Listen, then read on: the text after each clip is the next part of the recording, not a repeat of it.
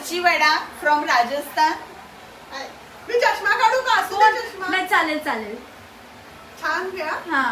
माय beautiful daughter doctor नको ग. बहीण बहीण जी ऑस्ट्रेलियाला आहे. धाकटी बहीण. Girls girls.